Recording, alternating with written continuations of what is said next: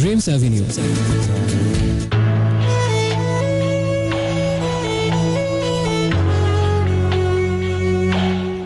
So friends, শুনছেন radio আমার 88.4 FM। নিশ্চয়ই বুঝতে পারছেন এই মুহূর্তে কাকে শুনছেন আপনার নির্ঘুম বন্ধু মধ্যরাতের আগন্তুকী রাজকে।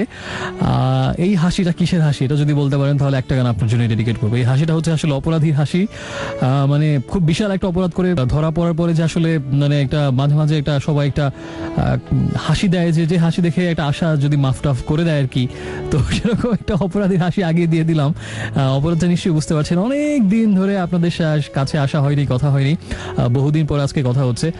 সো আশা করবো আপনারা সেই আমার অপরাধী হাসি দেখিয়ে আমাকে নিজ গুণে ক্ষমা করে দেবেন এবং একটা চমৎকার রাত একসাথে কাটাবো এই আশা করছি। নিশ্চয়ই ভালো ছিলেন, শুনবো কেমন ছিলেন। বা 3 ঘন্টা তো পড়েই আছে কথা গানের জন্য, যা কিছু বলতে চান এবং 3 সপ্তাহ ধরে যদি কোনো কথা জমানো থাকে, অবশ্যই এটা দুরাশা যে 3 সপ্তাহ আমি ছিলাম না বলে আপনি মনের কথা বলেননি, অবশ্যই বলেছেন, তবে আজকে আরো বেশি করে বলতে পারেন। SMS করো, ওয়েটা হচ্ছে প্রথমে লিখবেন রেডিও আমার শর্টেস্ট ভার্সন আর এ স্পেস দিয়ে আপনার নাম ঠিকানা এবং তারপরে কথাটা, আর তারপরে পাঠিয়ে দিন 2323 এই নাম্বারটাতে। সো বুঝতে পারছেন আপনার নির্ঘুম বন্ধু ইরাজ চলে এসেছে হটসিট এবং শুরু হয়ে গেছে শনিবার রাতের বিশেষ আয়োজন dreams avenue, only on radio আমার 88.4 FM। আর আমি এভাবেই চলবো, এই কাছে আসা দূরে যাওয়া, এভাবেই চলতে থাকবে। অপরাধীর হাসি হাসা, একটু আশ্রয় একটু প্রশ্রয়, এভাবেই চলবে, এগিয়ে যাবে। এটাই আমাদের জীবন, এটাই আমার জীবন, ইটস মাই লাইফ।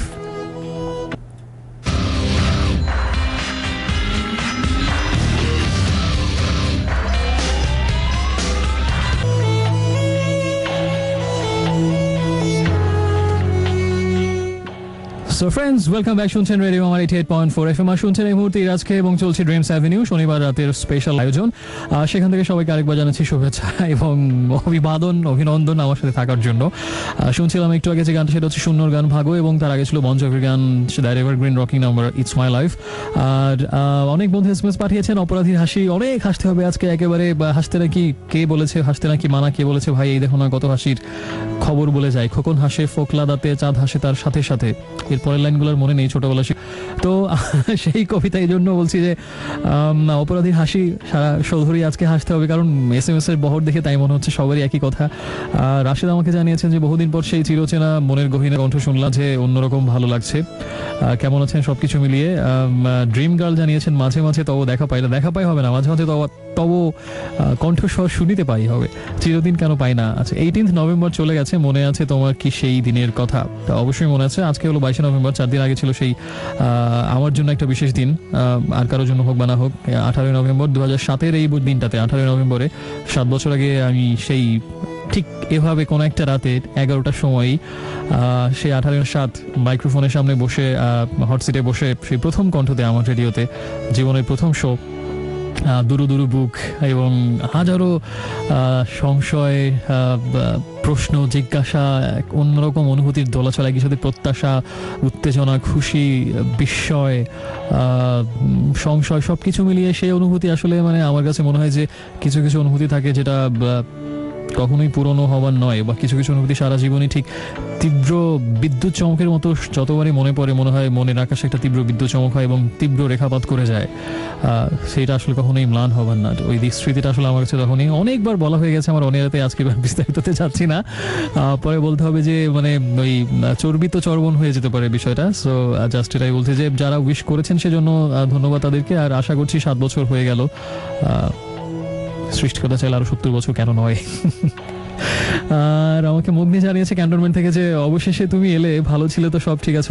আসলে ভালো ছিলাম, বা আসলে সত্যিকার অর্থে অনেক রকম ঝামেলায় ছিলাম, এবং মানে কত কিছু হয় যে আমি যেটা বোধহয় লাস্ট এপিসোডেই বলেছিলাম, আমার যদি মনে পড়ে যে আসলে কত কিছু ম্যানেজ করে এই জীবন ও জগতের যে আমাকে শো করতে হয়, এবং মনে হয় বিষয়রকম যে পুরো পৃথিবীর সাথে যুদ্ধ করে 3টা ঘন্টা আমাকে ম্যানেজ করতে হয়। অতিরঞ্জিত মনে হতে পারে শুনে, কিন্তু আসলে আমার যারা ব্যক্তিগতভাবে পরিচিত তারা জানেন যে কি স্ট্রাগলটা বা ফাইটটা আমি করছি, যাতে অন্তত শনিবার 3 ঘন্টা আমি এখানে থাকতে পারি। Still I am fighting and I have to fight on and on. I need to be fighting, I need to carry on it. Hopefully আমি সেটা করবো, তাতে আমি ব্যক্তিগত স্যাক্রিফাইস করতে হয় সেটার জন্য আমি প্রস্তুত আছি, শুধু এটার জন্য, because I love this show, I can express how much I just love it, definitely it's just one big part of my heart. আর আমাকে তাহমিনা জানিয়েছেন একই কথা, সবাই অ্যালোন গার্ল। স্মৃতি ভয় পেয়ে গিয়েছিলেন হচ্ছে অ্যালোন গার্ল। আচ্ছা, ভালো থাকার জন্য এবং আমার জন্য আমাকে মিস করার জন্য অনেক ধন্যবাদ। জীবনে আসলে এর থেকে খুব বেশি কিছু জিনিস চাওয়া নেই। I am really feeling emotional. মানে এখনো এতদিন পেরিয়ে গেল, যেহেতু 7 বছর পেরিয়ে গেল প্রথম সেই যেহেতু, কিন্তু এখন আসলে মনে হয় যে অন্তত একটা এসএমএসও যদি আমি পাই, আমার কাছে মনে হয় যে আসলে জীবনে আমার প্রত্যাশা খুব কম, সীমিত। আমি খুব বেশি উচ্চাভিলাষী না। সেই অর্থে আমার কাছে মনে হয় যে অন্তত এরকম 3টা সপ্তাহের পরে 3 সপ্তাহ শো করিনি, আজকে তারপরে এলাম 4র্থ সপ্তাহে, এবং যদি অন্তত একটা এসএমএস আমি পাই, অন্তত একজনও যদি লিখে আমাকে এসএমএস পাঠায় যে he or she missed me, আমার কাছে মনে হয় যে এটুকুই একটা জীবনে নিতান্ত কম না, নেহায়েত কম না, যে আমার জন্য কেউ না কেউ অন্তত একজন অপেক্ষা করে। So it's really a great feeling, এবং সেটা অজস্রবার, অসংখ্যবার, অগণিতবার আমি পেয়েছি আপনাদের কারণে। শো করতে গিয়ে এসএমএস এর মাধ্যমে বা ফোন কলের মাধ্যমে অজস্রবার আমি পেয়েছি যে এই অধম হয়তো যে সে যার যোগ্য না, সেই ভালোবাসা আপনারা আমাকে একেবারে উজাড় করে উদ্বাহু হয়ে আমাকে দিয়েছেন, যা আমি শিরোধার্য করে সবসময় নিয়েছি, এখনো নিচ্ছি এবং ভবিষ্যতে ইনশাল্লাহ নেব। এবং এই ভালোবাসাটা আমার জীবনের অন্যতম শ্রেষ্ঠ সম্পদ, ঐশ্বর্য এবং আমার চলার পাথেও, এবং সেটা শিরোধার্য করে বাকি জীবন পথ চলতে চাই। যে জীবন অন্তত আর কিছু পাই বা না পাই, বা সামনে যত দুঃখ দুর্দশাই বা হতাশাই বঞ্চনাই আসুক না কেন, সব কিছু মেনে নিতে পারবো অন্তত একটা প্রাপ্তির কারণে, যে এতগুলো মানুষ আমাকে না দেখে, আমাকে না চিনে, কি আবল তাবল হাবিজাবি কি সব বলতাম 3 ঘন্টা ধরে, তার কারণে যদি হৃদয়ে একটুও জায়গা দিয়ে একটুও মমতার আশীর্বাদ পাঠিয়ে দেয়, সেটাই শিরোধার্য। আমি সত্যি মন থেকে বলছি, আমি সারা জীবন সেটা মাথায় তুলে রাখ। আর এই ভালোবাসাই এই জগতের পরের জগতেও কখনো সুযোগ হয়, আমি সেদিনও ঠিক আজকের মতোই সচেতনভাবে বলবো আমি কৃতজ্ঞ ছিলাম, চিরকৃতজ্ঞ, এখনো আছি। That's it. Thank you for loving me. So friends, যদি কোনো আপনি কিছু লিখতে চান এবং কোনো কিছু বলতে চান, যে কোনো কিছু আমাকে লিখে পাঠাতে পারেন। আপনার মোবাইল ফোনের এসএমএস অপশনে গিয়ে প্রথমে লিখবেন RA, তারপর স্পেস দিয়ে আপনার নাম, ঠিকানা এবং তারপরে কথাগুলো লিখে পাঠিয়ে দিন 2323 এই নাম্বারটাতে। আর শুনবো এখন আমার খুব পছন্দের একটা গান, খুব শুনতে ইচ্ছে হচ্ছে এই গানটা। So let's enjoy the song, বসে আছি।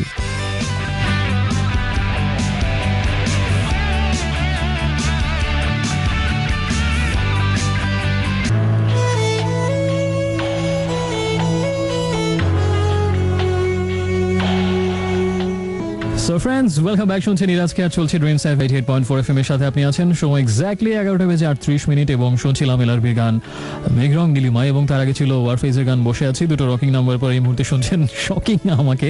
শকিং এই অর্থে যে 3 সপ্তাহ না থাকার কারণে অনেকে ভেবেছিলেন আজকেও আমি থাকবো না, হয়তো কিছুটা স্বস্তি নিঃশ্বাস ফেলেছিলেন যে কর্ণদয় আজকে বেশ কিছুটা শান্তি পাবে এবং ভালোভাবে বিশ্রাম নিতে পারবেন, নিদ্রা দেবীর কোলে নিজেকে সঁপে দিতে পারবেন। কিন্তু না, অবশেষে সেই আশ্বস্তিকে দূর করে, সেই নির্ভরতাকে দূর করে উপদ্রব হয়ে এবং আপনার কানের 12টা বাজাতে এই মুহূর্তে আমি হট সিটে।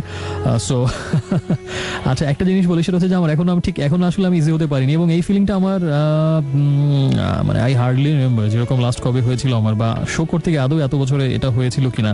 মানে সেটা হচ্ছে যেরকম মাঝে মাঝে তো অনেক কারণে মিস হয়ে গেছে শো, কিন্তু বা একাধিকও হয়েছে, কিন্তু তারপর এসে এরকম ঠিক মানে একটু লজ্জা লাগছে। মানে বিষয়টা আসলে উইয়ার্ড শোনাতে পারে, কিন্তু এরকম হয়। আমি যখন রেসিডেন্সিয়ালে ছিলাম, ওই যে হোস্টেলে 4 মাস পরে ছুটি হতো, তখন বাসায় যেতে পারতাম। 4 মাস ধরে ফ্যামিলির সাথে দেখা নেই, তখন এটা হতো। 9-10 ইন্টারমিডিয়েটে যখন পড়তাম, তখন ওই যে বাসায় যখন যেতাম 4 মাস পরে, তখন নিজের বাসা, নিজের রুম, নিজের সবকিছু, ভাই বোন, আব্বু আম্মু সবাই নিজের, কিন্তু তারপর মনে কেমন যেন একটু লজ্জা কাজ করতো যে অনেকদিন পরে এসেছি। নিজেকে মনে হতো আমার বাসা, আমি আসলে বেড়াতে এসেছি, আমি একজন গেস্ট, এরকম মনে হতো। আর তারা হোস্ট, আমার একটু বেশি খাতির যত্ন করবে, এরকম প্রথম কয়েকটা দিন থাকতো। বহু দিন পরে আমি জাস্ট সেই ফিলটা পাচ্ছি। মানে এটা হচ্ছে এই অধম এই শোটা করে, আপনারা আমার সাথেই কথা বলেন, আমিও আপনাদের সাথে কথা বলি, কিন্তু 3 সপ্তাহের বিরহের কারণে মনে হচ্ছে যে জাস্ট বিট ফিলিং বিট শাই। মানে মনে হচ্ছে যে সেই অপরাধীর হাসি ঠিক আসলে তার সাথে একটু লাজুক হাসিও মেশানো আছে, যে মনে হচ্ছে একটু অচেনা, একটু কেমন যেন লাগছে। মানে still I am not feeling comfortable. ঠিক কমফোর্টেবল ফিল করছি, এটা আসলে ভুল শব্দ, কমফোর্ট ফিল করছি, কিন্তু মানে একটু প্রেমিকার সাথে বহুদিন পরে দেখা হলে একটু ভালো লাগার সাথে লজ্জা, শিহরণ সবকিছু মেশানো যে অনুভূতিটা কাজ করে, সেটা বোধহয় এই মুহূর্তে আমার মধ্যে কাজ করছে। So maybe this show is just like a sweet lover to me. Maybe she's my lover. This show Dreams Avenue. So maybe that's why this feeling inside. Whatever. বিষয়টা হচ্ছে যে সেটা কাজ করছে এবং অনেকে এসএমএস এখনো পাঠাচ্ছেন। ফাহিম ফ্রম মগবাজার, নীলান্তি মোহাম্মদপুর থেকে, Naomi, she is very sweet listener, Archi এবং জাকিয়া, মুগনি, সাগর কন্যা, রাশেদ, সুমাইয়া, ঈশানা, আয়েশা ফ্রম ধানমন্ডি সবাই এসএমএস পাঠিয়েছেন। খুবই ভালো লাগছে পড়ে এবং আমাকে ইন্টারেস্টিং কথা লিখেছেন একজন শার্লি যে you gone with that historical blackout, waited for you so long that now it feels like a history missed you really badly. আচ্ছা শার্লি, এখানে একটা বিষয় আছে যে আমার কিন্তু 3 সপ্তাহ যে আমি ছিলাম না, ওই সপ্তাহে কিন্তু আমি সম্পূর্ণ প্রস্তুত ছিলাম শো করার জন্য। যেদিন সারা বাংলাদেশে অন্ধকারে ডুবে গেল, লোডশেডিং হলো 1st নভেম্বর মোস্ট প্রবাবলি, সেই দিনটাতে কিন্তু আমি খুব একেবারে সুস্থ সবলভাবে আমি শো করার জন্য তৈরি ছিলাম এবং অফিসের খুব কাছেই ছিলাম। কিন্তু তারপরে তো এই কারণে আসলে শোটা করা গেল না, যেহেতু সারা দেশে একটা বিপর্যয় ছিল। কিন্তু ওই দিনেরটা কিন্তু আমার দোষ না, আমি কিন্তু শো হলে অবশ্যই ওই দিন থাকতাম, তাহলে 2 সপ্তাহ হতো। অতএব 3 সপ্তাহের 1 সপ্তাহ কিন্তু আমার কোনো দোষ নেই। হ্যাঁ, আর সেই হিস্ট্রিক্যাল ব্ল্যাকআউটের সাথে আমি লাফিয়েছি। বাই দ্য ওয়ে, আমি কিন্তু ওই মাঝখানে সেই প্রায় 27-28 দিন পরে কথা হচ্ছে, আমি এর মধ্যে প্রচুর সিনেমা দেখেছি, বহুদিন পর একটা অনেকগুলো সিনেমা দেখলাম এবং মানে তার বেশিরভাগই দুর্দান্ত ছিল। সবচেয়ে যদি বলতে হয় যে ক্রিস্টোফার নোলানের 2টো ছবি দেখেছি এর মধ্যে, ভেরি রিসেন্ট, ইন্টারস্টেলার এবং memento, and I am really spell bound, just simply এরকম একটা অনুভূতি কাজ করছিল। মন্ত্রমুগ্ধ হয়ে দেখেছি 2টো সিনেমায়। মেমেন্টো হচ্ছে অনেক আগের সিনেমা, 2000 সালের। এটা হচ্ছে ক্রিস্টোফার নোলানের সেকেন্ড ফিল্ম, তার দ্বিতীয় পরিচালিত ছবি। আর সর্বশেষ ইন্টারস্টেলার, যেটা মাত্র কিছুদিন আগে, খুব 1 মাসও হয়নি এখনো, একেবারে তাজা একটা সিনেমা, সেটাও দেখেছি এবং 2টো ছবি সিম্পলি অসাম। সিম্পলি যদি যারা সিনেমা লাভার, আমি আজকে movie of the week segment করবো ভাবছি, যেহেতু এতগুলো সিনেমা দেখলাম, মেমেন্টো নিয়ে করতে পারি। সো ওয়েট করুন সেটা শোনার জন্য। আর যারা সিনেমা লাভার, এই 2টো সিনেমা অবশ্যই দেখবেন। এবং Christopher Nolan, one of the best directors নাউএডেজ।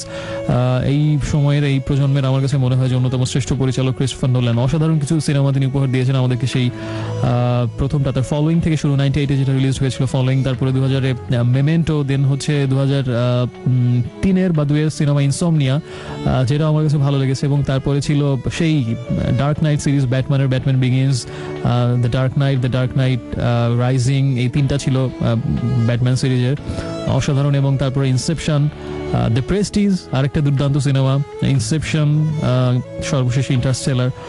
So Christopher Nolan is really awesome. এবং তার ভালো জোনাথন নোলান, যিনি কাহিনীগুলো লেখেন, এক ভাই কাহিনী লেখেন, আরেক ভাই পরিচালনা করেন, এই জুটি Jonathan Nolan and Christopher Nolan. আমরা চাই অজস্র ভালো ভালো ছবি আমাদেরকে উপহার দিন। সে যাই হোক, মুভি অফ দ্য উইক সেগমেন্টে আরো বিস্তারিত কথা হবে এই সিনেমাগুলো নিয়ে। এবং এখন আমি পরের গানটাতে, তবে তার আগে আপনাকে এসএমএস করে নিউটা একটু বলে দিই, যদি কোনো গান শুনতে চান, নিজে কোনো কথা শেয়ার করতে চান, বা আমাকে ফিরে পেয়ে এতদিন পরে যদি গালমন্দ করতে চান, অথবা যদি ওয়েলকাম করতে চান, যে কোনো কিছুই করতে পারেন। প্রথমে লিখবেন আরে স্পেস দিয়ে আপনার নাম, ঠিকানা এবং তারপরে কথাটা লিখে পাঠিয়ে দিন 2323 এই নাম্বারটাতে। সো যেহেতু অনেকদিন পর শো করছি, আজকে আমার নিজস্ব পছন্দের বেশ কিছু গান প্লে করবো এবং এখন হচ্ছে আরেকটা। So enjoy it.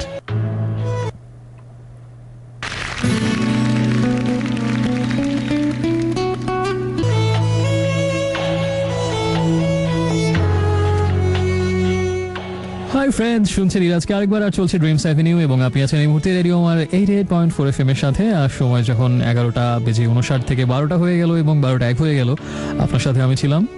যখন 12:59 থেকে 1টা হবে তখন আমি থাকবো হোপফুলি, এবং 2টার সময় আমি আপনাকে বিদায় দিয়ে, ঘুম পাড়িয়ে, জানালা বন্ধ করে, শীতের চাদর আপনার গায়ে বিছিয়ে দিয়ে তারপরে বিদায় নেবো একবার, এরকমটা প্রত্যাশা করছি। শুনছিলাম একটু আগে যে গান, সেটা হচ্ছে তাহসানের কে তুমি।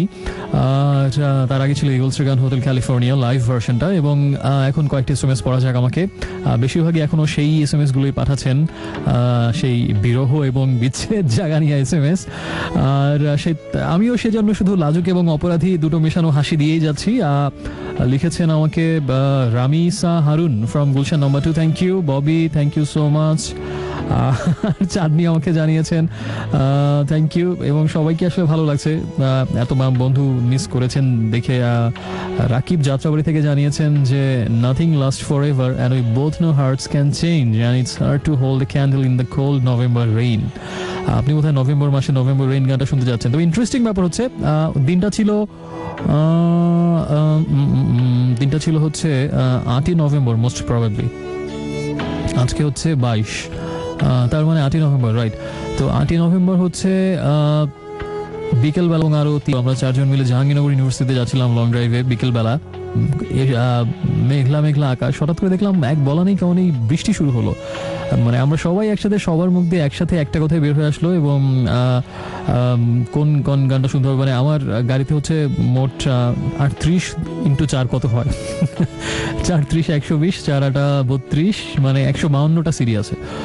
সো মানে গানের কালেকশনের কোনো অভাব নেই, এবং সব ধরনের আপনার, সেটা হচ্ছে যে আপনি classical music, Rabindra, Nazrul, instrumental, sarod, sitar, সেই সাথে আপনার মানে ফোক সং, পুরনো দিনের গান, তারপরে যদি বলি যে বাউল গান, লালন, হাসন, সিলেট অঞ্চলের আরো বাউল শাহ আব্দুল করিম, এইগুলো এক জনরা। তারপরে আপনি যদি আধুনিক যুগ, যেমন সেই স্বর্ণযুগে সৈয়দুল নন্দী, তারপরে আরেকটু যদি ব্যান্ড মিউজিকে যায় তাহলে তো কথাই নেই, মোটামুটি সব ব্যান্ডেরই। তারপরে আর এই আবার যদি সে কলকাতার শ্রীকান্ত, অঞ্জন দত্ত, তারপরে ওনার নাম যেন কি মাথায় আসে না, আমার স্মৃতিশক্তি খুবই খারাপ হয়ে গেছে ইদানিং। শুভমিতা এত চমৎকার কণ্ঠ, শুভমিতার গান সেখানে যেমন আছে, তেমন আবার ইংলিশের কালেকশন এরকম অনেক হিউজ সেখানে। এবং সেখানে metal, alternative rock, hip hop, instrumental music, অনেক কিছু, বিশাল কালেকশন, 152টা সিডি। বুঝতেই পারছেন যে আপনার যে ধরনের গান শুনতে ইচ্ছে করুক না কেন, নিশ্চয়ই সেটা থাকবে, jazz, blues, whatever it is. So সবাই একটা কথাই মুখ দিয়ে মাথা আসলো, সেটা হচ্ছে যে আমরা নভেম্বর মাসে এরকম হঠাৎ করে বৃষ্টি সাধারণত হয় না, কিন্তু সেই 8ই নভেম্বর বিকেলবেলা সময়টা ছিল সুন্দর। একটা লং ড্রাইভে যেহেতু সবাই ফুরফুরে মেজাজে ছিলাম, এবং তার মধ্যে বৃষ্টি আসলো, বুঝতেই পারছেন বিষয়টা কেমন। এবং সবাই আমরা নভেম্বর রেইন শোনার জন্য একদম একেবারে মাথা ছাড়া দিয়ে উঠলো, এবং আমার সাথে সাথে নভেম্বর রেইন শুনতে শুনতে বৃষ্টির মধ্যে জাহাঙ্গীরনগরে গেলাম। সো ডেফিনেটলি সেই দিনের স্মরণে আমার এটা ব্যক্তিগত স্মৃতি। এবং যারা নভেম্বর মাসে নভেম্বর রেইন শুনতে চান, আমাদের রাকিবের মতো, আজকে এই গানটা প্লেলিস্টে দিয়ে দিলাম, কি আছে জীবনে। আর নিপুণ আমাকে জানিয়েছেন যে আজকে তার জন্মদিন, so happy birthday to you, সুনিপুণ হোক আপনার জীবন। নিয়াজ আমাকে জানিয়েছেন, the closer you get the more you become elusive, the further you go the clearer you become. খুব সুন্দর কথা, যত কাছে আসবে তত ঝাপসা লাগবে, যত দূরে যাবে তত স্পষ্ট দেখাবে। এই জন্য কিন্তু আমি মাঝে মাঝে দূরে যাই, যাতে আমাকে স্পষ্টভাবে আপনারা চিনতে পারেন, এবং আপনাদেরকে আমি স্পষ্টভাবে চিনতে পারি। নিয়াজ, তোমার এই কথা আমি আজীবন মনে রাখবো। যখন এরকম অপরাধী এবং অপরাধীর হাসি দিতে হবে, তখনই আমি এই কথাটা বলবো, the closer you get the more you become elusive, the further you go the clearer you become. চমৎকার, আমি সারা জীবন নিয়াজকে মনে রাখবো এই কথাটা আমাকে শিখিয়ে দেওয়ার জন্য। Niaz, hats off to you. আর শুনতে চাই নিয়াজ নভেম্বর, সেও শুনতে চাই breathing by Lifehouse and I know I love you by Savage Garden. Winning এর গান শুনতে চাই নির্জন। অর্থহীন জাতি রামপুর থেকে জানিয়েছেন, থ্যাংক ইউ। ড্রিম গার্ল, বাসা চেঞ্জ করেছেন, আজকে সারাদিন অনেক ব্যস্ত ছিলেন। এই এসএমএসটা পড়ছে এই কারণে, ঠিক পরশুদিন আমি একটা হুমায়ুন আহমেদের একটা লেখা পড়লাম, একটা ঠিক স্মৃতিকথার মতো, তার ব্যক্তিগত স্মৃতিকথা, শিকড়, ছোট একটা লেখা, শিকড় নাম। এটা হচ্ছে আপনি বইতে, তার সর্বশেষ যে প্রকাশিত বই লীলাবতী মৃত্যু, ওই বইটাতে পাবেন। শিকড় হচ্ছে যে আসলে বাসা বদল নিয়ে, আসলে আমাদের যারা মধ্যবিত্ত, বেশিরভাগই আমরা যারা সেখানে হচ্ছে যে দেখা যায় যে হয়তো অনেক কারণেই একটা জায়গাতে অনেক বছর থাকার পরে যখন মায়ার বাঁধন একেবারে শিকড় চূড়ান্ত, অনেক দীর্ঘ শিকড় হয়ে মাটির গভীরে পতিত হয়ে যায়, তখন হয়তো কোনো একটা কারণে বাসাটা যখন বদল করতে হয়, কি এক নিদারুণ অভিজ্ঞতার ভেতর দিয়ে আমাদের যেতে হয়। সেই বাসায় আসলে কত স্মৃতি। যেমন হুমায়ুন আহমেদ ওই বইটাতে যেটা লিখেছেন, সেটা হচ্ছে যে হয়তো একটা মধ্যবিত্ত পরিবার, তাদের সন্তান এই বাড়িতেই জন্মেছিলেন, হয়তো সন্তানটা এখন আর পৃথিবীতে নেই, অকালেই ঝরে যেতে হয়েছে পৃথিবীর বুক থেকে। সেই সন্তানের কত স্মৃতি এখানেই সে প্রথম হাঁটতে শিখলো, এই বাড়িতেই সে প্রথম মাকে মা বা বাবাকে বাবা বলে ডাকতে শেখা, তারপরে হাঁটি হাঁটি পাপা করে একটু একটু করে আবার আছাড় খাওয়া, আবার উঠে দাঁড়ানো, সেই স্মৃতিগুলো, এই বাড়িতেই তার বড় হয়ে ওঠা, দেয়ালে তার ছবি আঁকা, সেই দেয়ালে জুড়ে তার সেই আঁকা ছবিগুলো, সবকিছু হয়তো রয়ে গেছে, কিন্তু সেই সন্তানটা হয়তো নেই। কত স্মৃতি। এবং এ কারণে হয়তো সেই গৃহিণী, সেই বাড়ির যিনি কর্ত্রী, তিনি হয়তো কিছুতেই বাসাটা ছাড়তে চান না, কারণ তার সেই সন্তান যে হয়তো এখন আর পৃথিবীতে নেই, তার স্মৃতি তো এই বাড়ির প্রত্যেকটা ইটে বা এই বাসার ইঞ্চিতে ছড়ানো। তাই তিনি ভাড়া একটু বেশি দিয়ে হলে বাসাতেই থাকতে চান, শেষ মুহূর্ত পর্যন্ত পিড়াপিড়ি করেন। এমনকি হয়তো ভ্যান গাড়ি আনা হয়ে গেছে, মালামাল উঠানো হচ্ছে, তখনও তিনি শেষ চেষ্টা করেন আর কিছু এই বাড়িতে থেকে গেলে হয় না, কিন্তু তখন তো আসলে আর কিছুই করার থাকে না। এবং বাড়ির কর্তা যিনি হয়তো মানে সেই তাদের বাবা, তিনি হয়তো একটু বকাঝকা করেন যে এখন সব বললে হবে, নতুন জায়গায় অ্যাডভান্স করা হয়ে গেছে, পুরো টাকাটাই লস যাবে, এই দুঃসময় এতগুলো টাকা লস করবো কোনো মানে হয় না, এর থেকে আর অনেক ভালো দেখে বাসা নেওয়া হবে বা হয়েছে, এগুলো বলে হয়তো বাসাটা চেঞ্জ করার চেষ্টা করে থাকেন। ছোট মেয়েটা হয়তো তার নিজের রুমটা বা নিজের রুমের সেই জানালা জড়ি ধরে থাকে, যেতে চায় না, তার কত স্মৃতি এখানে। সবারই আসলে মনে হয় যে একদম বুকের ভেতরে থাকা একটা শিকড় ছিঁড়ে কেউ উঠিয়ে নিয়ে যাচ্ছে। একটা বহু বছর একটা বাসা থাকার পরে সেটা বদল করার সময় তো এরকমই মনে হয়। এবং বাসার সেই কর্তা বা তাদের বাবা, তিনি হয়তো বকাঝকা করার পরেও শেষ চেষ্টা তিনিও করেন। বাড়ির চাবিটা বাড়িগুলোকে বুঝিয়ে দিতে যাওয়ার সময় বলেন যে আসলে বুঝিনি তো, নারীর মন একটুতেই খুব মায়ায় ভরা, আসলে ওনারা যেতে যাচ্ছে না শেষ মুহূর্তে। আচ্ছা, না হয় আমি 1,000 টাকা বাড়িয়ে দেবো, থেকে যাই। কিন্তু বাড়িওয়ালা হয়তো রাজি হয় না, কারণ এই বাজার মূল্যে আর্থিক ক্ষতি হওয়ার কোনো সুযোগই সে নিতে চায় না। শেষ পর্যন্ত বাসাটা ছাড়তে হয় এবং তারা হয়তো ভ্যান গাড়িতে মালামাল উঠিয়ে নিজেরা রিক্সায় বা সিএনজিতে চান এবং ফিরে তাকাতে যতক্ষণ বাড়িটা দেখা যায় হয়তো তাকাতে থাকেন এবং সেখান থেকে চলে যেতে হয়। হয়তো টপ টপ করে চোখের পানি পড়ে এবং একটা স্মৃতির বা একটা বিশাল জীবন, একটা বিশাল অধ্যায়ের সুখ দুঃখে কান্নার ইতিহাস যেখানে রচিত ছিল সেই অধ্যায়টা ছেড়ে চলে আসতে হয় শিকড় ছিঁড়ে আসার মতো। এই লেখাটা হচ্ছে আসলে আমি মানে অসাধারণ লেগেছে আমার কাছে লেখাটা হুমায়ুন আহমেদের এটা, এবং একদম আমার হৃদয়ে ছুঁয়ে গেছে। সিম্পলি আমি ট্রেনে বসে পড়ছিলাম, মানে স্পেল বাউন্ড হয়ে লেখাটা। আর পরে আমার মনে হয়েছে যে হুমায়ুন আহমেদ আরেকটা কথা লিখেছেন, সেটা হচ্ছে যে যেমন তার নিজের একটা অভিজ্ঞতা, তিনি হচ্ছেন ঢাকা বিশ্ববিদ্যালয়ে যখন রসায়ন বিভাগের শিক্ষক ছিলেন, তিনি যখন তখন শহীদুল্লাহ হলের হাউস টিউটর ছিলেন এবং সেখানে দীর্ঘদিন ছিলেন। এবং তার তিনি লিখেছেন যে তার মেয়েরা সেই শহীদুল্লাহ হলের মাঠে সাইকেল চালাতে শিখেছিল। হুমায়ুন আহমেদ তাদেরকে ধরে ধরে সাইকেল চালানো শিখিয়েছিলেন সেই শহীদুল্লাহ হলের মাঠে। এবং সেখানে তাদের কত স্মৃতি, বড় হওয়ার স্মৃতি, এবং সেই বারান্দায় দীর্ঘ টানা বারান্দায় বসে থাকা রাতের বেলা, এবং কোন এক ছাত্রুল্লাহ হলের নাতি বাঁশি বাজাতো খুব অদ্ভুত মায়াবী সুরে, এবং হুমায়ুন আহমেদ প্রতিদিন বারান্দায় গিয়ে বসে থাকতেন সেই নাম না জানা সেই ছাত্রের বাঁশি শোনার জন্য। যেটা হুমায়ুন আহমেদ লিখেছেন যে সেই ছাত্র হয়তো জানে না যে প্রতিদিন রাতে আমি এখানে বারান্দায় এসে বসি তার বাঁশি শোনার জন্য। অদ্ভুত সে মায়াবী সুর। বা সেই শহীদুল্লাহ হলের পুকুরে হুমায়ুন আহমেদ তার স্ত্রী এবং সন্তান সহ পূর্ণিমা রাতগুলোতে একদম সেই অনেক বড় পুকুরটার গভীর জলে নেমে যেতেন এবং সবাই জ্যোৎস্না বিলাস করতেন সেই পুকুরের জলে।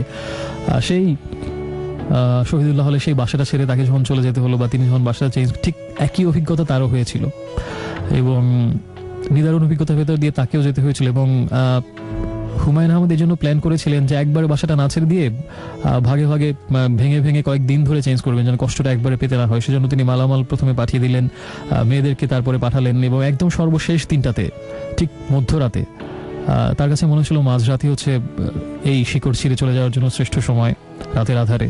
সেজন্য মধ্যরাতকে বেছে নিয়েছিলেন এবং মধ্যরাতে যখন তিনি এবং তার স্ত্রী বাসাটা থেকে বের হয়ে আসলেন, হুমায়ুন আহমেদ আর চোখের পানি আটকে রাখতে পারেনি এবং হু হু করে কাঁদছিলেন তিনি। আর তখন তার স্ত্রী বলছিলেন যে এত যদি কষ্ট হয় তোমার তাহলে কেন বাসাটা বদলাচ্ছ? কিন্তু শুনে উত্তর হয় না। ঠিক রবীন্দ্রনাথের পোস্টমাস্টার গল্পে রতন যখন বলেছিল সেই পোস্টমাস্টারকে আমাকেও নিয়ে যান, কিন্তু পোস্টমাস্টার যখন তাকে ফেলে নিজেই নৌকা নিয়ে চলে যাচ্ছিলেন, তখন হয়তো রতনেরও সেই নদীর পাড়ে বসে দাঁড়িয়ে একই প্রশ্ন হয়েছিল, কেন? আসলে জগতে অনেক কেন উত্তর হয় না। আর আমার কাছে মনে হচ্ছে যে যে পরিবারটার কথা গল্পের ছলে হুমায়ুন আহমেদ বলেছেন, আমার মনে হয় যে তার নিজেরও কিছু কষ্ট এখানে জড়িত। যেমন তার নিজের 2টো সন্তান মারা গিয়েছিল, সেই কথাটাই হয়তো ওই যে এই সন্তান হয়তো যেমন বাসা চেঞ্জ করতে গিয়ে হয়তো একদম খাটের কোণা থেকে, যেটা কখনো দেখা হয়নি, সেই মারা যাওয়া সন্তানের ছোট্ট একজোড়া লাল জুতো সেটা খুঁজে পাওয়া গেল, এবং তখন তো সেই স্মৃতিটা আর একবার জীবন্ত স্মৃতির মতো আরো চোখের সামনে ভাসে। তো অনেক মানুষ যে আসলে যে মধ্যবিত্ত পরিবারের অনেকেই হয়তো এরকম অভিজ্ঞতার ভেতর দিয়ে যেতে হয়, পড়তে পারেন শিকড় সেই স্মৃতি কথাটা হুমায়ুন আহমেদের। যাই হোক, কোন প্রসঙ্গে আমি জানি না, এত কিছু বলে ফেললাম হয়তো। আচ্ছা, ড্রিম গার্লের SMS ও বলেছে যে আজকে বাসা চেঞ্জ করছে, সেই প্রসঙ্গে আসলে অনেক কিছু বলে ফেললাম যেহেতু টাটকা মাত্র পড়ে লেখাটা। পরিস্বপ্ন, থ্যাংক ইউ সো মাচ নতুন বন্ধু, ইউ মোস্ট ওয়েলকাম। আর অনেক SMS পাঠিয়েছেন, তবে এখন SMS করে নিয়মটা বলে দিই, যদি কোনো গান শুনতে চান, নিজে কোনো কথা শেয়ার করতে চান, প্রথমে লিখবেন RA স্পেস দিয়ে নাম ঠিকানা এবং তারপরে কথাটা লিখে পাঠিয়ে দিন 2323 এই নাম্বারটাতে। শুনবো এখন এটা, প্রথমে প্লেলিস্টে একটা রকিং গান রেখেছিলাম এই সময়টাতে, কিন্তু নির্ভানার একটা গান, কিন্তু আসলে এত ইমোশনাল কথা বলার পরে আমি নিজে একটু দ্রবীভূত অবস্থায় আছি এই মুহূর্তে। সো আমার বেটার রকিং গান না শুনে এখন সফট কোনো গান শুনি। কি গান শোনা যায়? বিদায় নিয়ে কোনো গান শুনবো কি এই বিদায়ে? সেটাও যদিও বিদায় নিয়ে গান, কিন্তু এটাও রকিং গান। সো আমরা বেটার অন্য কোনো গান খুঁজি।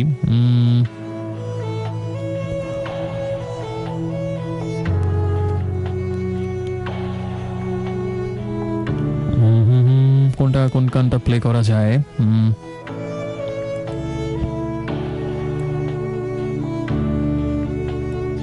এই গান শুনে, এই গানটা শুনলে যদিও নিবেদনের গান, কিন্তু একটা কষ্টের অনুভূতি কাজ করে আমার মধ্যে, জানি না কেন। সেই গানটা প্লে করছি, তোমায় দিলাম।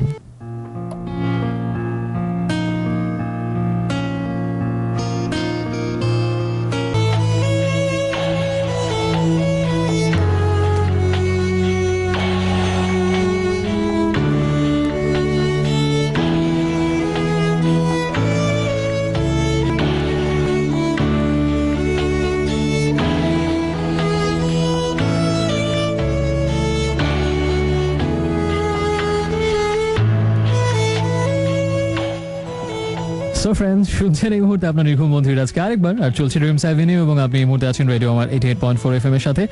শুনছিলাম নির্ভানার গান স্মেলস লাইক টিন স্পিরিট। সেই স্পিরিটটা ধরে রাখতে হবে সারা জীবন, so that you smell like teen spirit too. তার আগের গানটা ছিল কলকাতা সে অনেক আগের ব্যান্ড মহিনের ঘোড়াগুলির গান তোমায় দিলাম, এবং আমাকে জানিয়েছেন সজল মুন্সিগঞ্জ থেকে যে তুমি তো বোধহয় এর মধ্যে নাটোরের রাজবাড়িতে গিয়েছিলে, but how do you know that? আমি ভাবছিলাম আজকে অভিযাত্রিক সেগমেন্টে সেই ভ্রমণের গল্পগুলো করবো কিনা। আজকে করা যেত, কিন্তু আমি ভাবছি আজকে না করে আগামী সপ্তাহে করব। সেই নাটোর, নওগাঁ, রাজশাহী, তারপরে হ্যাঁ এই জায়গাগুলো যে ঘোরাঘুরির সেই গল্পটা আশা করি এনজয় করবেন। কিন্তু আজকে বলছেন এই কারণ যে হিস্ট্রিক্যাল জায়গাগুলোতে গিয়েছিলাম, আমার কাছে মনে হয় শুধু জায়গাগুলোতে ঘোরার কথা বললেই হবে না, এর সাথে যেহেতু সবগুলোই যে আসলে ঐতিহ্যবাহী জায়গা, মানে 150, 200, 300, 250 এবং কিছু জায়গা তো 1300 বছর আগের স্মৃতি বিজড়িত, সেই জায়গাগুলো আসলে আমি একটু হিস্ট্রিটাও সবার সাথে শেয়ার করতে চাই। এই কারণে আমি একটু পড়াশোনা করে আসতে যাচ্ছি জায়গাগুলো সম্পর্কে, যেন আমি সেই নলেজটাও দিতে পারি, মানে ঘোরাঘুরির ফানের ওই সেই চার্মটা বলার সাথে সাথে যেন আমি ইতিহাসটাও তুলে ধরতে পারি। সেই জন্য আমি একটু নেক্সট উইক ওইগুলো জায়গাগুলো স্টাডি করে তারপরে এসে আমি একবারে শেয়ার করব। কারণ ওই পিছনের ইতিহাসটা যদি আরও ভালো করে বলা যায়, আমার ধারণা সবাই আরও বেশি ইন্সপায়ার্ড হবেন জায়গাগুলোতে যেতে বা ঘুরতে। কারণ ঐতিহাসিক জায়গার ইতিহাসটা না জানলে বৃথা, গুরুত্বটা বোঝা যাবে না। যেমন আপনি তো একটা জায়গাতে গেছেন, অনেকের মুখে নাম শুনেছেন, কিন্তু গিয়ে দেখেও আসলে কিন্তু জানতেনই না যেটা 1300 বছর আগের একটা জায়গা, এবং এখানে আসলে কি হতো 1300 বছর আগে, এবং যে পুরনো ধ্বংসাবশেষের উপর আপনি দাঁড়িয়ে আছেন, সেখানে একটা সময় কি এক যজ্ঞলীলা চলতো, সেইটাই যদি না জানেন, আমার কাছে মনে হয় জায়গাটা আসলে যাওয়াটা হয়তো দুধের স্বাদ ঘোলের স্বাদও আপনি পাবেন না। দ্যাটস ওয়াই আমি একটু পড়াশোনা করেছি, নেক্সট উইক অভিযাত্রীকে সবকিছু বলবো, যে রাজবাড়িগুলো, যে প্রাচীন সেই বৌদ্ধ আশ্রম বা যে জায়গাগুলো দেখেছি, সেই at the same time the fun associated with those places. আর সজলের পরে যে বন্ধু SMS পড়বো তিনি হচ্ছেন ফাহিম। আমাকে জানিয়েছেন ক্রিস্টোফার নোলানের তিনিও বিশাল এক ভক্ত, এবং তার কাছে মনে হয় নোলানের সবচেয়ে সেরা ছবি হচ্ছে দ্য প্রেস্টিজ এবং ইনসেপশন। অসাধারণ ছবি অবশ্যই, দুটো সন্দেহ নেই, কিন্তু সেই সাথে একদম লেটেস্ট ইন্টারস্টেলার আমি জানি দেখেছেন কিনা, এটাও দুর্দান্ত। মেমেন্টোর কথা বলতে হবে, আর Batman trilogy definitely that was too good. আমার কাছে আসলে কোনোটাই খারাপ মনে হয় না এখন পর্যন্ত নোলানের। আর আমাকে জানিয়েছেন এরপরে সামিরা রবি, থ্যাংক ইউ সো মাচ, আল্লাহ থাকবো। সাথ জানিয়েছেন আজকে তার জন্মদিন, so happy birthday to you. আমাকে জানিয়েছেন আচ্ছা, thank you Tamannaah. Second lieutenant Fahim আমাকে জানিয়েছেন যে অনেকদিন পর শুনছেন, এবং তার HSC জীবনের অনেকগুলো উইকেন্ডের রাত আমাকে শুনতে কেটেছে, শুনে ভালো লাগলো সেটা। তোমার প্রশ্নের আনসার হচ্ছে 30। আমাকে জানিয়েছেন শুভ কক্সবাজার থেকে, সেটা হচ্ছে যে হি ইজ ফাইন, কিন্তু আজকে আমি যে শিকড় হুমায়ুন আহমেদের সেই স্মৃতিকথাটা, যে কথাগুলো বললাম, তিনি তার নিজের সেই কষ্টের কথা মনে পড়ছে, বাসা বদল করার সেই স্মৃতিগুলো ফেলে আসার। ইমন আমাকে মহাখালী থেকে জানিয়েছেন, থ্যাংক ইউ যেটা জানিয়েছেন তার জন্য। ড্রিম গার্ল আমাকে জানিয়েছেন এফএম লাইব্রেরির কথা। আমি অবশ্যই যেহেতু অনেক আসলে হুলস্থুলের মধ্যে এসেছি, সামনের সপ্তাহ থেকে নিশ্চয়ই আবার একেবারে গুছিয়ে দিচ্ছি এফএম লাইব্রেরির সবগুলো সেগমেন্টই করবো নিশ্চয়ই একসাথে। আর রাশেদ আমাকে জানিয়েছেন যে আজকের এপিসোডটা তার ভালো লাগছে এবং জেমসের গান শুনতে চান। আর রাশেদের বন্ধুকে হাই। আর যখন মানে সরি, যদি আপনি এখন কোনো গান শুনতে চান বা কোনো মনের কথা শেয়ার করতে চান বা যে কোনো কিছু লিখতে চান, প্রথমে লিখবেন RA স্পেস দিয়ে নাম ঠিকানা এবং তারপরে কথাটা লিখে পাঠিয়ে দিন 2323 এই নাম্বারটাতে। এখন যে গানটা শুনবো, এই গানটা আসলে বাংলাদেশ ক্রিকেট দল ইদানিং ভালো খেলছে, সো আমরা তাদেরকে ডেডিকেট করে একটা গান শুনতে পারি। ক্রিপ্টিক ফায়ারের গান চলো বাংলাদেশ।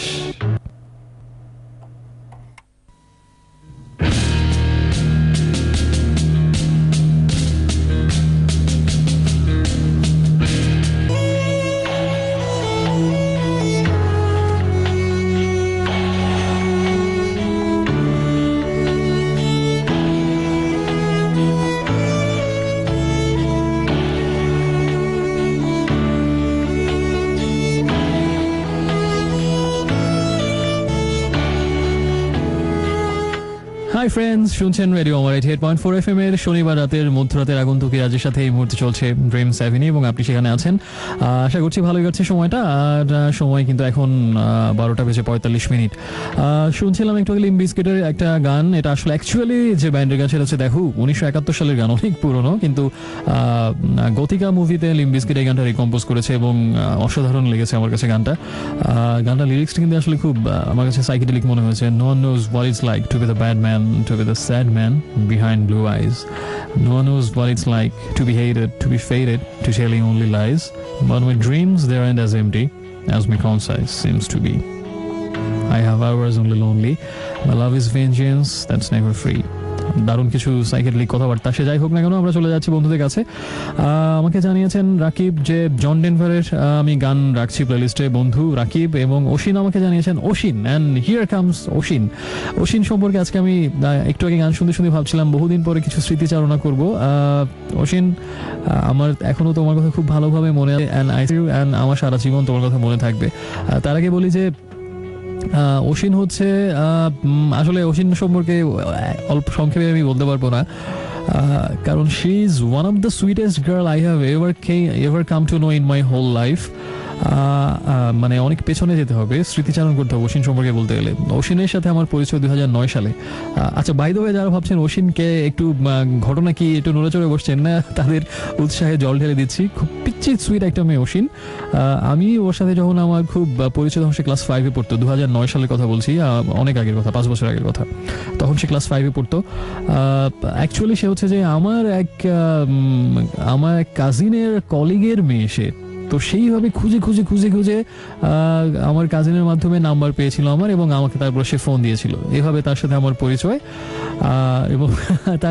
এবং সে ক্লাস 5-এর একটা মেয়ে, কিন্তু আমার কাছে মনে হয় যে আমি যদি আমার সারা জীবন ভালো বন্ধুদের নামটাকে আমার ভালো বন্ধুদের তালিকায় রাখবো। কারণ হচ্ছে ওই সময়টা আমার একটু দুঃসময় ছিল, অনেকগুলো বাজে ঘটনা একের পরে ঘটেছিল একই সাথে। সে পার্সোনাল সময়টা খুব একটা সুসময় ছিল না, দুঃসময় এক ধরনের। ওই সময়টাতে আমার তেমন ভালো বন্ধুও ছিল না, এবং কিন্তু ওই সময়টাতে আমার মনে আছে যে এই ছোট্ট মেয়েটা ক্লাস 5-এ পড়া, ওর সাথে আমার অলমোস্ট এভরিডে ফোনে কথা হতো। এবং আবার অনেক কিছু যেটা হয়তো ওই বয়সে বোঝার কথা না, অনেক কিছু শেয়ার করতাম এবং মজা করতাম, খুব ভালো সময় কাটতো। আমার ওই সময়ের অনেক স্মৃতিতে অসীন জড়িয়ে আছে। এবং সেই ছোট্ট সুইট মেয়ে, এবং এত স্মার্ট, এই বয়সে কোনো পিচ্ছি যে এতটা স্মার্ট হতে পারে, এত সুন্দর করে গুছিয়ে কথা বলতে পারে, এটা অসীনের সাথে কথা বলার আগে আমার জানা ছিল না। মাঝে মাঝে আমার মনে হতো যে আমার ওর কাছ থেকে কথা বলা শেখা উচিত, এই ক্লাস 5-এর বাচ্চাটার কাছ থেকে। ফর এক্সাম্পল, একদিন মানে ফোনে কথা বলছি, তো ওই যে একটু মানে ক্যাজুয়ালি খাইছি বলে ফেলেছিলাম কোনো একটা বিষয়। সে তো আমাকে না, ছি, তুমি না আর যে এভাবে কথা বলবে না, বলো খেয়েছি। তো আমি বললাম সরি, হ্যাঁ আমি খেয়েছিলাম। এভাবে আমাকে অনেক বুঝে শুনে মেপে মেপে কথা বলতে হতো, যেন ভুল উচ্চারণ না হয়, ঠিকঠাকভাবে কথা বলি। এতটাই সে ম্যাচিওর এবং স্মার্ট, এবং বুঝতেই পারছেন ক্লাস 5-এর একটা পিচ্ছি অসীন। এই হচ্ছে সেই অসীন। আমার মনে আছে একটা ঘটনা, 2009-এর ঈদ যখন আসলো, তার আগে সব মানে পাঞ্জাবি তখন আমার কেনা হয়নি, ঈদের বেশি বাকিও নেই, বোধহয় 1 দিন না 2 দিন আছে। তো 2-3টা দোকানে গেলাম, ভালো ভালো শোরুমে, পছন্দের পাঞ্জাবি আছে না, যেটা আমার পছন্দ হয় সেটা আমার সাইজ হয় না, যেটা আমার সাইজ হয় সেটা আমার পছন্দ হয় না। এরকম প্রত্যেকটা দোকানে একই ঘটনা ঘটছে। এখন আমি তো মাথায় হাতে পাঞ্জাবি ছাড়া কি ঈদ করতে হবে নাকি? তো আমার এই বিপদ দেখে অসীন করলো কি, সে তার বাসায় যতগুলো ফ্যাশন ম্যাগাজিন ছিল ঈদ সংখ্যা, সবগুলো ঘেটে ঘেটে যতগুলো বাংলাদেশে ফ্যাশন ব্র্যান্ডের নাম আছে সবগুলো সে আমাকে এসএমএস করে পাঠালো যে তুমি এই দোকানগুলোতে যাও, অবশ্যই পাবে। আমি গুনেছিলাম 42টা ব্র্যান্ডের নাম সে আমাকে পাঠিয়েছিল। আমার মানে কোনো ব্র্যান্ডই বোধহয় বাংলাদেশে বাদ পড়েনি, এবং ধারাবাহিকভাবে একটার পর একটা লিখে আমাকে এসএমএস করেছিল যে এই 42টা ব্র্যান্ডে তুমি যাও, কোথাও না কোথাও তোমার। আমি বললাম হ্যাঁ, চমৎকার বুদ্ধি দিয়েছো তুমি, আমি কোথাও না কোথাও পাবো। She was so sweet a girl. আমি জানি এখন কত বড় হচ্ছে, 2009 যদি ক্লাস 5-এ পড়তো, এখন নিশ্চয়ই 5 বছর পরে ক্লাস 10-এ পড়ে, অনেক বড় হয়ে গেছে অসীন। তাহলে সেই ছোট্টটি ওদের এখন নেই, আমি জানি না অসীন এখন কেমন, আরো স্মার্ট হয়েছে কিনা। বাট আমি এই অসীনকে, আমার কাছে মনে হয় শুনলে একটু ক্রুয়েল শোনাতে পারে, আমি এই অসীনকে আমি জানার আমার আগ্রহ কম। কারণ আমার কাছে অসীন, আমি যতদিন থাকবো আমার কাছে অসীনের স্মৃতির ওটাই থাকবে, সেই ছোট্ট সুইট কিউট অসীন, ক্লাস 5-এ পড়া সেই পিচ্চিটা, যে আমার ব্যক্তিগত কিছু দুঃসময় খুব ভালো একটা বন্ধুর মতো আমার পাশে ছিল। সেই দুষ্টুমি, ফোনে মজা, এবং আমি আমার হেরে গলা দিয়ে আমাকে আমার গানও শোনাতাম মাঝে মাঝে ফোনে। সে আবার অ্যাপ্রিসিয়েট করতো, খুব ক্রিটিক্যাল মুরব্বীদের মতো গম্ভীর গলায় কমেন্ট করতো এবং মতামত জানাতো তার। I am really getting nostalgic, এবং আমার কাছে মনে হয় ওই যে বললাম আমি জানি না, এবং সামনেও জানার আগ্রহ বোধ করবো না যে অসীন এখন কেমন আছে বা কী করছে। অ্যাকচুয়ালি আমার কাছে অসীন সে সবসময় এই ছোট অসীন থাকবে, এবং আমি তাই ওই স্মৃতিটাই আমার মধ্যে রেখে দিতে চাই। অসীন তাই আজ থেকে হয়তো 20 বছর পরে আমি সেই ক্লাস 5-এ পড়ে, এরকমটাই আমার এখন আমার মনে হয় অসীন ক্লাস 5-ই আছে, সেই ছোট্ট মেয়েটা। বাস্তবতা আসলে যাই হোক না কেন, এবং সেই ছোট্ট অসীনই আমার স্মৃতিতে সবসময় সতেজ থাকে, এটাই আমি চাই। বাট এখনকার অসীনকে আমি নিশ্চয়ই, বাট তুমি আমার কাছে কতটা স্পেশাল এটা নিশ্চয়ই বুঝতে পারছো। And I will always miss you, and I will always remember you. সেই ছোট্ট অসীনকে আমার সবসময় মনে থাকবে। And thanks for the support. তুমি তো নিজেও বুঝতে না যে ওই সময়টাতে আমার জন্য একটা সাপোর্ট ছিল, বিকজ ওই সময়টাতে আমার ভালো বন্ধু ছিল না, and that was really bad time. অনেক রিয়েলি, এবং seriously I am getting nostalgic. Thank you so much for standing beside me. বন্ধুরা যদি কোনো গান শুনতে চান এবং কোনো নিজের কোনো কথা শেয়ার করতে চান অথবা যে কোনো কিছুর জন্য একটা ছোট্ট SMS করুন। প্রথমে লিখবেন সেলফোনের SMS অপশনে গিয়ে RA স্পেস দিয়ে আপনার নাম ঠিকানা এবং তারপরে কথাগুলো লিখে পাঠিয়ে দিন 2323 নম্বরটাতে। শুনছি এখন যে গানটা, এই গানটা হচ্ছে মাইলসের একটা গান, শুনতে ইচ্ছে হচ্ছে অনেকদিন শোনা হয় না। ভেরি সুইট সং, প্রিয়তমা মেঘ।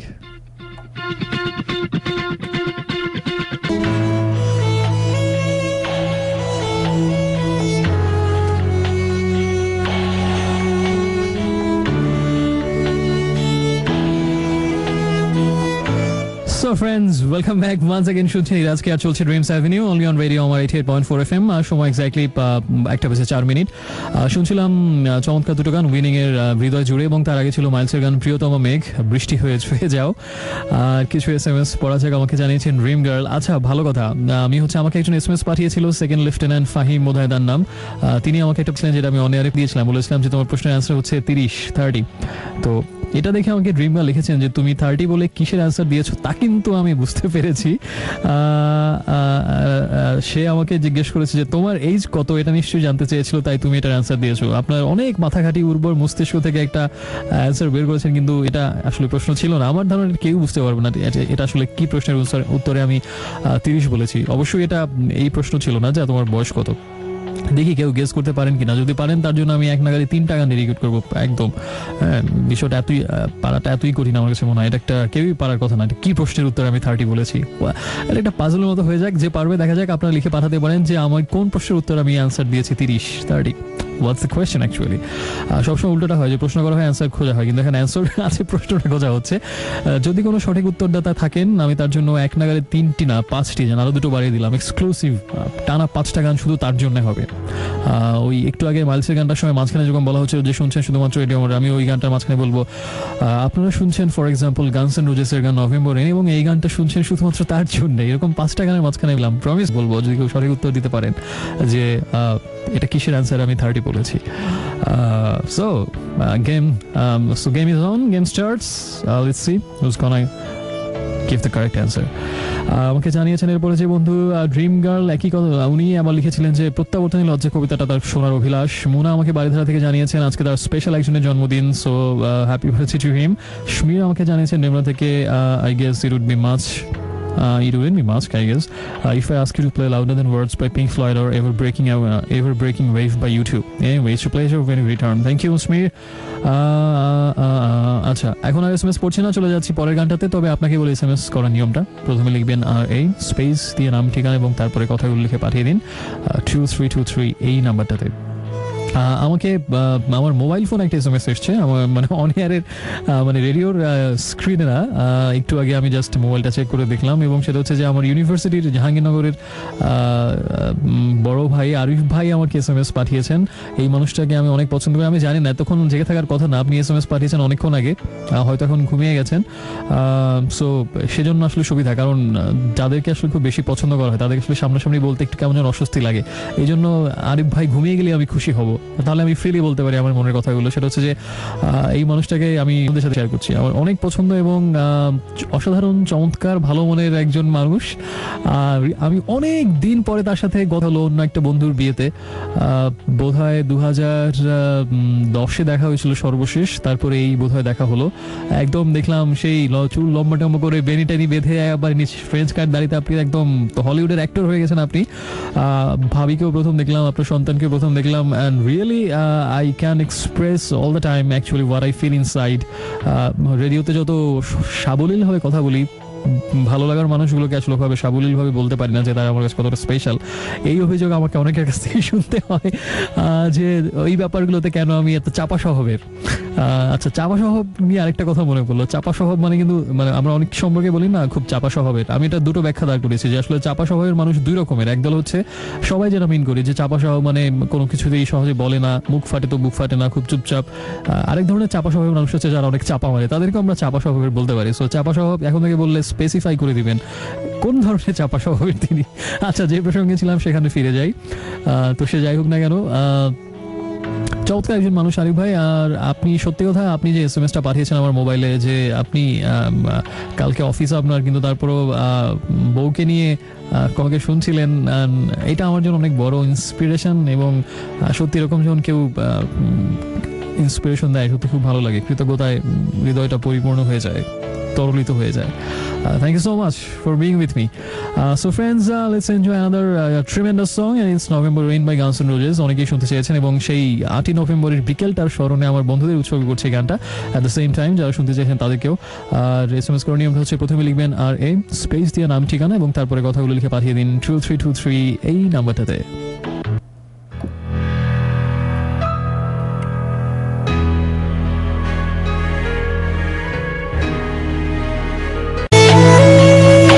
Yes, it's Dreams Avenue, স্বপ্ন সড়ক, এবং সেই সড়কে সারথি হয়ে রাজা আছে আপনার সাথে, কারণ আপনি আছেন এই মুহূর্তে রেডিও 88.4 FM এর সাথে। সময় 1:22 আস্তে আস্তে শেষ হয়ে যাচ্ছে। শুনছিলাম একটু আগে ব্ল্যাকের গান, তাদের প্রথম অ্যালবাম আমার পৃথিবী, যেটা রিলিজ হয়েছিল 2002 সালে। সেই অ্যালবামের গান অভিমান, আমার বেশ ভালো লাগে গানটা, খুব সুইট, মানে সুইট বোধহয় ভুল, একটু দুঃখ জায়গা নিয়ে গান।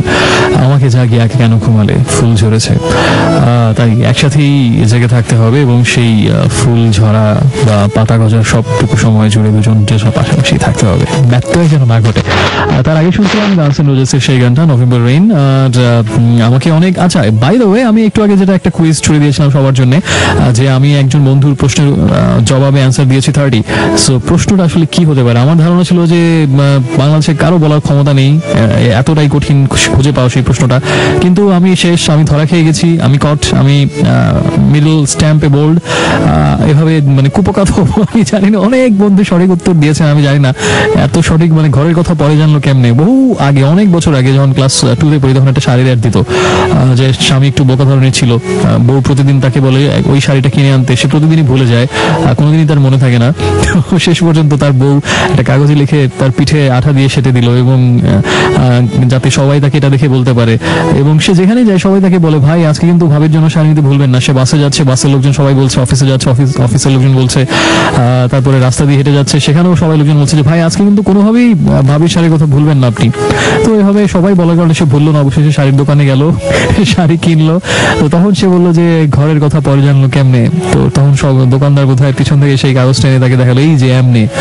ওই সময়ের বিশাল জনপ্রিয় একটা 1990-91 এর দিকে। তো আমারও এটা মনে হচ্ছে যে ঘরের কথা পরে জানলো কেমনে, এইটা নিতান্ত একটা ব্যক্তিগত বিষয়, এটা সবার, মানে অনেকেরই এত মানুষের জানার কথা না, আমি জানি না, আজকাল আসলে তার মানে তথ্য পাচার হয়ে যাচ্ছে বোধহয়। সে যাই হোক না কেন, তবে দুঃখের বিষয় হচ্ছে আমি কিন্তু অনেকে সঠিক উত্তর দিলেও আমি কিন্তু আসলে অ্যান্সারটা আমি অনেকে বলবো না, কারণ এটা আমার একেবারে ব্যক্তিগত একটা বিষয়, আমার প্রফেশনের সাথে জড়িত, দ্যাটস আমি এটা আমার কাছে মনে হয় এটা বলার প্রয়োজন নেই। তবে অনেকেই সঠিক উত্তর দিয়েছেন, যেমন তবে কিছু ইন্টারেস্টিং অ্যান্সার এসছে, আমি নিজেই খুব মুগ্ধ যে আমাদের বন্ধুরা তাদের মস্তিষ্কের, উর্বর মস্তিষ্কের ব্যবহার করে অনেক উদ্ভাবনী অ্যান্সার বের করেছেন। যেমন নীলিমা লিখেছেন যে প্রশ্নটা হচ্ছে তুমি বাংলাদেশে কতগুলো জায়গা ভিজিট করেছো, এটার অ্যান্সার এটা ভুল অ্যান্সার। আরেকজন লিখেছে, এটা হচ্ছে সবচেয়ে ফানি, যে তোমার কোমরের কত মাপ, এটা ছিল প্রশ্নটা, এবং তার অ্যান্সার হচ্ছে 30, এটা তো আরো ভুল। আর পরিস্বপ্নেও একই কথা আমাকে লিখেছেন যে কয়টা জায়গা আমি বাংলাদেশে ঘুরেছি, তার উত্তর হচ্ছে 30, সেটাও ভুল। আর আরেকজন লিখেছেন ড্যাজলিং বসুন্ধরা থেকে, যে বিসিএস পরীক্ষা কত বছর বয়স পর্যন্ত দেয়া যায়, এটা নাকি ছিল প্রশ্ন। অনেক উদ্ভাবনী ক্ষমতার পরিচয় দিয়েছেন বন্ধু, কিন্তু এটাও না, ভুল উত্তর। আর G1 সঠিক উত্তর দিয়েছেন, রাইট অ্যান্সার। আর আমাকে এরপরে অঙ্গন লিখেছেন যে সবচেয়ে বেশি ক্রিয়েটিভ অ্যান্সার দিয়েছেন অঙ্গন, মানে আমি মুগ্ধ তার উত্তর দেখে। তিনি লিখেছেন যে জসিমউদ্দিনের একটা কবিতা আছে কবর, সেইখানে একটা লাইন আছে, দাদির এইখানে তোর দাদির কবর ডালিম গাছের তলে 30 বছর ভিজাই রেখেছি দুই নয়নের জলে। তিনি বলেছেন, তোমাকে এটা প্রশ্ন করেছে যে সেই কবর কবিতায়, জসিমউদ্দিনের কবর কবিতায় কয় বছর চোখের জলে ভিজিয়ে রাখা হয়েছিল দাদির কবর, এটা নাকি প্রশ্নটা। মানে আই এম রিয়েলি ইমপ্রেসড যে আপনি কত ক্রিয়েটিভ একটা অ্যান্সার দিয়েছেন, যে এত কিছু কিভাবে মাথা আসলো আপনার, যে ওই প্রশ্নটা একজন আমাকে করবে, আমি অ্যান্সার দেবো 30। আই এম রিয়েলি ইমপ্রেসড, সবচেয়ে ক্রিয়েটিভ অ্যান্সার এটা। তবে এই জন্য আমার কাছে মনে হয় যে সঠিক উত্তর না হলেও তার জন্য একটা গান আমার প্লে করা উচিত, যেহেতু সবচেয়ে ক্রিয়েটিভ অ্যান্সার, কত চিন্তা ভাবনা করে আপনি বের করছেন, 30 বছর ভিজাই রেখেছি দুই নয়নের জলে। অঙ্গনের জন্য একটা গান অবশ্যই থাকবে। অনামিকা, আমার এখনো মনে আছে আপু তোমার কথা, আমাদের রেগুলার একজন ফ্রেন্ড বেনজির পল্লবী থেকে জানিয়েছেন, তার অ্যান্সারটাও বেশ স্মার্ট, যে তোমার ইউনিভার্স ইউনিভার্সিটির ব্যাচ নাম্বার কত? এটা হচ্ছে না, এটাও ভুল অ্যান্সার। আমার ইউনিভার্সিটি জাহাঙ্গীরনগরের ব্যাচ নাম্বার ছিল 32 এবং আইবিএ তে ছিল 45। খালিদ আমাকে জানিয়েছেন যে এটাও খুব ইন্টারেস্টিং অ্যান্সার, যে নভেম্বর মাস কয় দিনের? এই প্রশ্নের উত্তর হচ্ছে 30। আচ্ছা, এই প্রশ্নটা আমাকে কেন করবে? এটা তো সবাই জানে যে নভেম্বর মাসে 30 দিন। বাট আরেকটা ইন্টারেস্টিং অ্যান্সার, মুগ্নি আমাকে জানিয়েছেন যে গত 3 সপ্তাহে তুমি কয়টা সিনেমা দেখেছো? এটার উত্তর হচ্ছে 30। এতগুলো সিনেমা সম্ভব না, আমি দেখিনি। ভুল। জাকিয়া সঠিক উত্তর দিয়েছেন। ইমু আমাকে জানিয়েছেন মগবাজার থেকে, সেটা হচ্ছে যে ওনারটাও খুব ইন্টারেস্টিং ক্রিয়েটিভ অ্যান্সার, সেটা হচ্ছে যে একটা এপিসোড আমি কতগুলো গান প্লে করি, এটা অ্যান্সার হচ্ছে 30। এটাও ভুল উত্তর। নির্জন আমাকে জানিয়েছেন যে খুব চমৎকার কিছু কথা বলে আমাকে ইন্সপায়ার করেছেন, থ্যাংক ইউ নির্জন। আর আশিক লিখেছেন এটা বোধহয় তোমার জন্ম তারিখ, মানে জন্মদিন, এটাও ভুল উত্তর। ওকে, সঠিক উত্তর বোধহয় 3-4 জন দিয়েছেন, কিন্তু সবার আগে যিনি দিয়েছেন তিনি হচ্ছেন বৃষ্টি বিলাস। কংগ্রেচুলেশনস। আমি ওয়াদা করেছিলাম যে 5টা গান, আমি ভেবেছিলাম যে কেউ পারবে না, এই জন্য 3টা থেকে বাড়িয়ে 5টা করেছিলাম, যে 5টা গানের মধ্যে তাকে বলবো যে এই গানটা তার জন্য। ওই যে মাইলসের গানের মধ্যে যেভাবে বলা হয়, শুনছেন শুধুমাত্র রেডিও আমার 88.4 FM এ। আমি ওয়াদা রাখবো 5টা না, তবে 3টা, কারণ 5টা গানে আপনার নাম বললো, অন্যরা আবার জেলাস ফিল করে মানে লাঠি পেটার শোটা নিয়ে দৌড়ে আসবেন মারতে। সো 3টা গানে আমি এটা বলবো, আশা করি আপনি ক্ষমা সুন্দর চোখে দেখবেন। আর হচ্ছে আমাকে আরেকজন খুব ইন্সপায়ারিং এসএমএস পাঠিয়েছেন স্নিগ্ধা মিরপুর থেকে, একজন আমাদের মুরব্বী স্থানীয় একজন শ্রোতা। Thank you so much for your inspiring message. ভালো থাকবেন, আমাদের সাথেই থাকবেন। সো ফ্রেন্ডস, আমি এসএমএস করার নিয়মটা বলে দিচ্ছি। প্রথমে লিখবেন RM রেডিও আমাদের শর্টেস্ট ভার্সন, স্পেস দিয়ে নাম ঠিকানা এবং তারপরে কথাটা লিখে পাঠিয়ে দিন 2323 এই নাম্বারটাতে। Listen to another mind-blowing song. It's Someone Like You by Adele.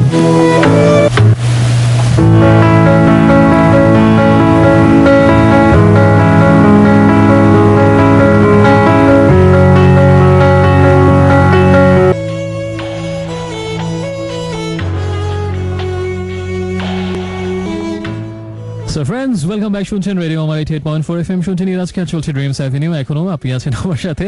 আমি কিন্তু কথা রাখি, তার প্রমাণ দিয়ে যাচ্ছি। আমি বলেছিলাম যে লাকি উইনারের জন্য আমি 3টা গান, তার জন্য এভাবে 2টো গান হয়ে গেছে কিন্তু। সো কেউ বলতে পারবে না আমি ওয়াদা দিয়ে ওয়াদা ভঙ্গ করি। শুনছিলাম শ্রীকান্তের গান জানলা খোলা দেখে। এটা আমার অসম্ভব ভালো লাগার একটা গান, চমৎকার একটা আবেশ কাজ করে, গানটা শুনলে আবিষ্ট হয়ে যায়। এবং তার আগের গানটা ছিল অ্যাডেলের Someone Like You। এদিকে আরো কিছু ক্রিয়েটিভ অ্যান্সার পেলাম, সেটা হচ্ছে যে নিঃস্ব, রিমি, মুগ্নি এবং আফিয়া, তারা আমাকে জানিয়েছেন যে এটা নাকি কত মিটার অ্যান্সার। ডেফিনেটলি এটাও রং অ্যান্সার। আর অনেক অনেক মজা মজা অ্যান্সার দিচ্ছেন, তো সেগুলো আপনার না পরে আরেকটা গানে চলে যায়, কারণ সময় খুব বেশি বাকি নেই। তবে অনেক নাইস অ্যান্সার পেয়ে আমি মুগ্ধ, বিমোহিত, বিস্মিত, অভিভূত। আর প্রথমে যদি এখনো কিছু লিখতে চান, প্রথমে আরে লিখুন, স্পেস দিয়ে নাম ঠিকানা এবং তারপরে কথাগুলো লিখে পাঠিয়ে দিন 2323 এই নাম্বারটাতে। আরেকটা মাইন্ড ব্লোয়িং গান।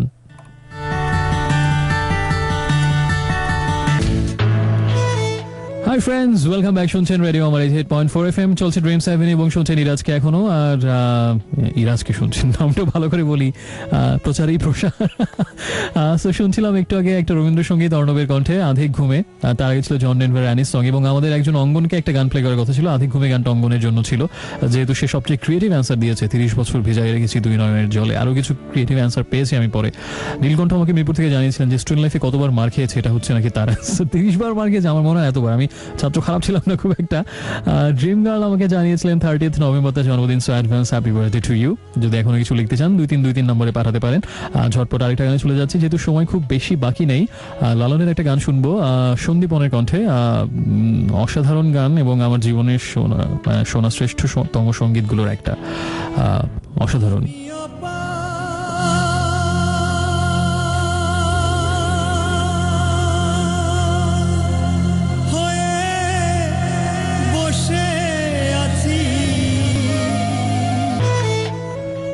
Friends, welcome back.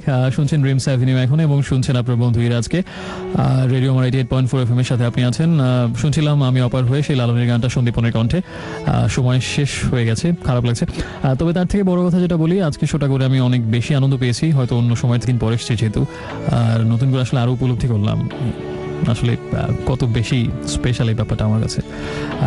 যেটা সবসময় বলি, মনে হয় এটা ছাড়া আসলে কখনোই থাকতে পারবো, এবং এটা ছাড়া মানে আসলে বলা মানে আপনাদেরকে ছাড়া একই কথা। সো আশা করি সবসময় আমাকে সাথে থাকার জন্য আশীর্বাদ করবেন এবং দোয়া করবেন। ভালো থাকবেন সবাই অনেক বেশি। আর ইদানিং আমাকে আসলে জীবনের প্রয়োজনে অনেক বেশি ছোটাছুটি করতে হচ্ছে, এখান থেকে সেখানে, এই নগর থেকে ওই বন্দর, ওই বন্দর থেকে ওই নগরে, অনেক ছোটাছুটি, শত শত কিলোমিটার প্রত্যেক সপ্তাহে, এখান থেকে সেখানে ছুটে চলা, সেখান থেকে আরেক জায়গাতে অবিরত। এবং এরই মাঝে আসলে নিজেকে মনে হয় মাঝে মাঝে যে এক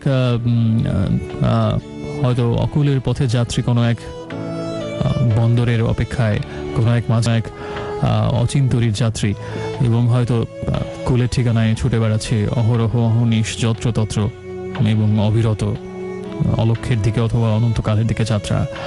এবং প্রিয় মানুষগুলোকে, কাছের মানুষগুলোকে, প্রিয় মুখগুলোকে, সেই স্মৃতিগুলোকে অনেক বেশি এই জন্য মনে হয় তাদেরকে খুব বেশি মিস করা হয়। শুধু তারাই হাতছানি দিয়ে বেড়ায়, অলক্ষ্যে, অবচেতনে বা বুকের ভেতরে সন্তর্পণে লুকিয়ে থাকে সেই মুখগুলো, সেই মানুষগুলো, সেই প্রিয় স্মৃতিগুলো। কাছে ডাকার বা ফিরে আসার আবার সেই আহ্বান, হাতছানি শুধু ডাকে সেই অবিরাম ছুটে চলার ভেতরে। দুদণ্ড শান্তি দেয় সেই প্রিয় মুখগুলো, সেই মানুষগুলো, সেই স্মৃতিগুলো। এবং তখন মনে হয় যে যতই না ঘুরে বেড়াই, যতই না ছুটে চলি, যতই না নিরুদ্দেশ যাত্রা অথবা উদ্দেশ্যেই যাত্রা যতই হোক না কেন, তা যতই অর্থ বহন করুক অথবা যতই নিরর্থক যাত্রা হোক, যতই নিষ্ফল হোক অথবা যতই সুফল বয়ে আনুক, সব কিছুর পেছনে ধ্রুব সত্য হয়ে জেগে থাকে সেই মুখগুলোই, তাদের ভালোবাসা, তাদের মমতা, আর তাদের কাছে ফিরে যাবার তীব্র আকুতি, তাদেরকেই আবার ফিরে পাবার ব্যাকুল বাসনা। জীবনের মানে তো সেটাই, ছুটে চলা অচিন মাঝি হয়ে কোনো এক অচিন দরিয়ার বুকে, বুকে নিয়ে শুধু একটাই স্বপ্ন, বন্দরে ফিরলেই সে প্রিয় মুখগুলোর দেখা পাওয়া যাবে, হৃদয়ের শুশ্রূষা হবে, ভালোবেসে জড়িয়ে ধরে বলা যাবে এখানেই তো জীবন সার্থক, যেখানে তারা আছে আর তাদের মাঝে আমি আছি, এই হয়তো জীবন। এই অনুভূতিটা আসলে কাজ করে এবং জীবনের হয়তো দার্শনিক সত্য সেটাই। ঠিক এরকম একটা গান শুনবো, দুর্দান্ত গান, অনেকদিন শোনা হয়নি, এই জন্য অপরাধ বোধে ভুগছি এখন যে কেন এই গানটা এতদিন প্লে করিনি। অনেক আগের একটা গান, সারেঙ্গু সিনেমার একটা গান, বাংলাদেশের অন্যতম শ্রেষ্ঠ শিল্পী আব্দুল জব্বারের গাওয়া। এই গানটা দিয়ে শেষ করছি। আমার কাছে মনে হয় জীবনের একটা দার্শনিক সত্য এখানে লুকিয়ে আছে। গানটাও এনজয় করুন এবং ভালো থাকুন, নিজের যত্ন নেবেন। ইনশাআল্লাহ আগামী সপ্তাহে কথা হবে। শুভরাত্রি।